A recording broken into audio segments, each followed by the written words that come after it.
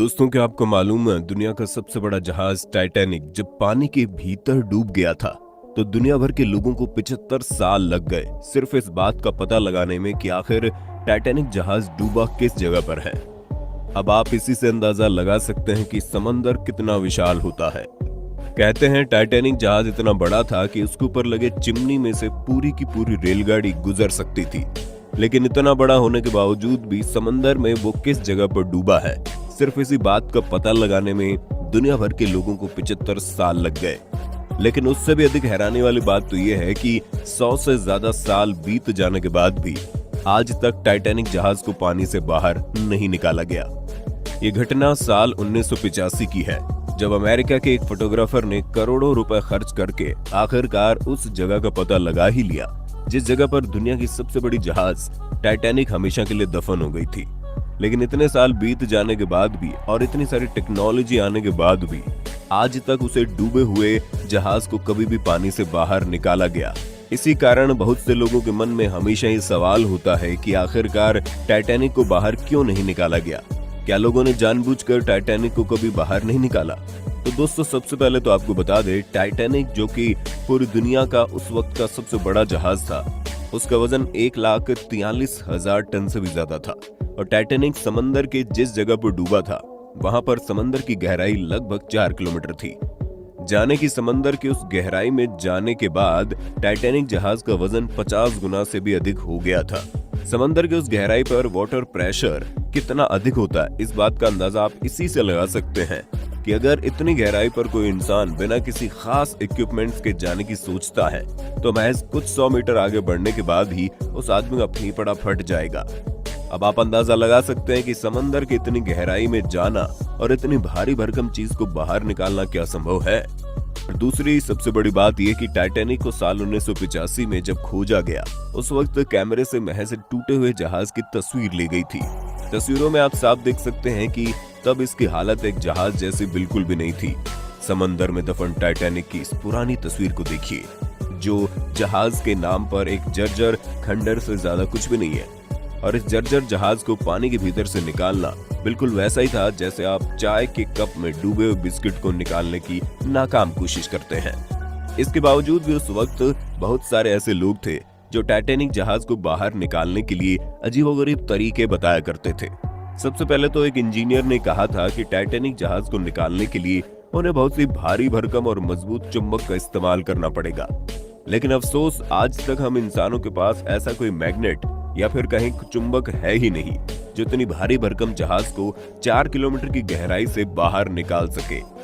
एक और अजीबोगरीब सुझाव तो तब देखने को मिला जब एक इंजीनियर ने कहा कि पिंग पोंग बॉल की मदद से टाइटैनिक को बाहर निकाला जाए। हाँ, बिल्कुल सही सुना आपने, हम उस light weight ping pong ball की ही बात कर रहे हैं। उस वक्त कहा गया था कि अगर टाइटैनिक को पिंग पोंग बॉल से भर दिया जाए तो उस भारी भरकम जहाज को ऊपर लाने में आसानी मिलेगी।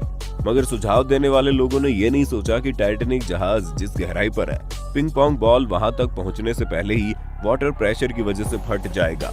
वहीं एक इंजीनियर का कहना था कि टाइटैनिक जहाज को बाहर निकालने के लिए हमें बड़े बड़े बलून का इस्तेमाल करना पड़ेगा।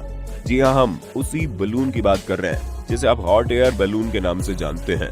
उनका कहना था कि अगर हीलियम से भरे बलून को टाइटैनिक के साथ बांध दिया जाए तो वो जहाज को अपने आप ऊपर ले आएगा, यानी कि वो बलून को हॉट एयर बलून की तरह इस्तेमाल करना चाहते थे।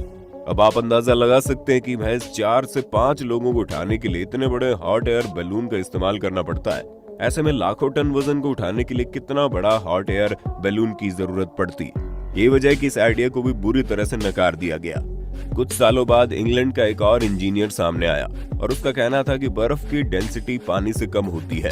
यही वजह है कि बर्फ हमेशा पानी के ऊपर तैरता रहता है। उसका कहना था कि अगर टाइटैनिक जहाज को पूरा का पूरा एक आइसबर्ग बना दिया जाए तो वो अपने आप पानी के सरफेस पर आ जाएगा। वो इंजीनियर चाहता था कि टाइटैनिक जहाज के चारों तरफ मौजूद पानी को जमा दिया जाए और ऐसा करने पर वो लिक्विड नाइट्रोजन का इस्तेमाल करना चाहता था। और आपको जानकर हैरानी होगी, इतने बड़े एरिया को बर्फ बनाने के लिए उस इंजीनियर को कम से कम 5 लाख टन लिक्विड नाइट्रोजन की जरूरत पड़ती। और उससे भी अधिक हैरानी की बात ये थी कि समंदर के उस गहराई तक लिक्विड नाइट्रोजन को ले जाना ही असंभव था। यही वजह है कि यह आइडिया भी बेकार हो गया। इसके बाद एक और इंजीनियर सामने आया उसके कहना था कि सबसे पहले रोबोटिक मशीन को समंदर के भीतर भेजकर टाइटैनिक जहाज को अच्छी तरह से साफ करना पड़ेगा। ऐसा करने से टाइटैनिक जहाज का वजन बहुत कम हो जाएगा। इसके बाद टाइटैनिक जहाज को एक हाई क्वालिटी के वायर से बांधना होगा और उसके बाद दुनिया के सबसे मजबूत सबमरीन का इस्तेमाल करते हुए टाइटैनिक जहाज को बाहर खींचना होगा। और हैरानी की बात तो यह है कि टाइटैनिक जहाज को साफ करने से लेकर उसे हाई क्वालिटी वायर से बांधने तक का सारा काम रोबोटिक मशीन के जरिए ही करना था। और ऐसा करने के लिए उस इंजीनियर को कम से कम 20 मिलियन किलोवाट बिजली की जरूरत थी। लेकिन समंदर में किनारे से लगभग 650 किलोमीटर दूर तक इतनी भारी मात्रा में बिजली को पहुंचाना संभव ही नहीं था।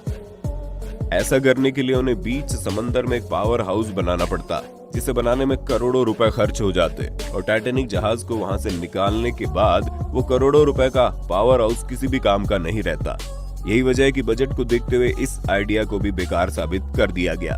दोस्तों, आने वाले कई सालों तक टाइटैनिक को रिकवर करने के लिए बहुत सारे आइडियाज सामने आए, लेकिन कोई बजट की कमी के कारण तो कभी टेक्निकल चैलेंज की वजह से कोई भी प्लान सक्सेसफुली इम्प्लीमेंट नहीं हो सका। दोस्तों, अब अगला सवाल कहीं ना कहीं आपके मन में जरूर होगा कि टाइटैनिक जहाज को निकालने की कोशिश तो हो ही रही थी, लेकिन अगर टाइटैनिक जहाज को बाहर निकाल भी लिया जाता तो फायदा क्या था। तो दोस्तों, आपको बता दें, कोई भी कंपनी किसी इतने बड़े प्रोजेक्ट को हाथ में तभी डालती है जब उसे कुछ फायदा होता है। टाइटैनिक को बाहर कैसे निकाला जाए, इससे पहले कोई भी ये सवाल उठाए कि आखिर क्यों निकाला जाए, क्योंकि उस जहाज को बाहर निकालने के लिए करोड़ों डॉलर खर्च करने की जरूरत थी। और अगर कोई कंपनी इस जहाज को सक्सेसफुली बाहर निकाल भी लेता तो बाहर निकालने के बाद उस जहाज का कोई यूज भी नहीं था। कुछ लोगों का कहना था कि टाइटैनिक जहाज को बाहर निकालकर उसे किसी म्यूजियम में रखवाया जा सकता था। लेकिन दोस्तों, आपकी जानकारी के लिए बता दें कि टाइटैनिक जहाज को बाहर निकालने में जितना पैसा खर्च होता, उसे म्यूजियम में रखने के बाद अगले 100 साल में भी उतनी अधिक कमाई नहीं की जा सकती थी। और उससे भी बड़ी समस्या ये थी कि टाइटैनिक जहाज को डूबे हुए 100 साल से ज्यादा का वक्त बीत चुका था। और ये तो आप जानते ही हैं कि लोहा अगर पानी में डूबा होता है तो उसके साथ क्या होता है। ठीक ऐसा ही उस टाइटैनिक जहाज के साथ भी हो रहा था। समंदर के अंदर मौजूद लाखों तरह के बैक्टीरिया लगातार उस जहाज को खा रहे हैं और वैज्ञानिकों ने अनुमान लगाया कि साल 2030 तक टाइटैनिक जहाज लगभग गायब हो जाएगा। अभी ही टाइटैनिक जहाज की हालत ऐसी हो चुकी है कि दिखने में किसी जहाज की तरह तो बिल्कुल भी नहीं लगता।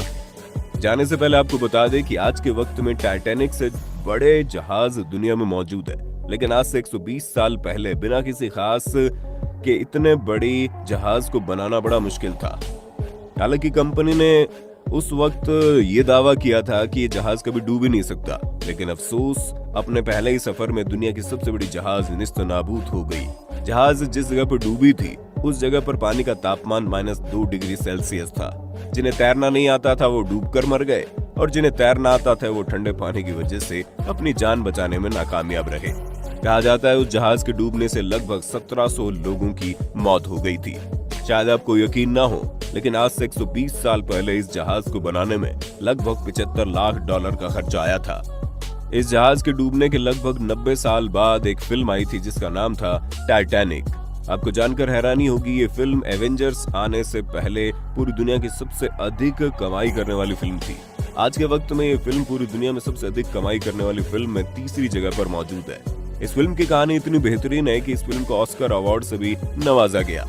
अगर आप टाइटैनिक जहाज और उसमें ट्रैवल करने वाले यात्रियों के बारे में और करीब से जानना चाहते हैं तो एक बार इस फिल्म को जरूर देखना। दोस्तों, उम्मीद है ये जानकारी आपको अच्छी लगी होगी। वीडियो अच्छी लगी हो तो लाइक कीजिए, हमारे चैनल को सब्सक्राइब करके बेल आइकन को ऑन करना बिल्कुल मत भूलना, क्योंकि the earth adventure in Hindi की टीम आपके लिए हर रोज ऐसी ही इंफॉर्मेटिव वीडियोस लाती रहती है।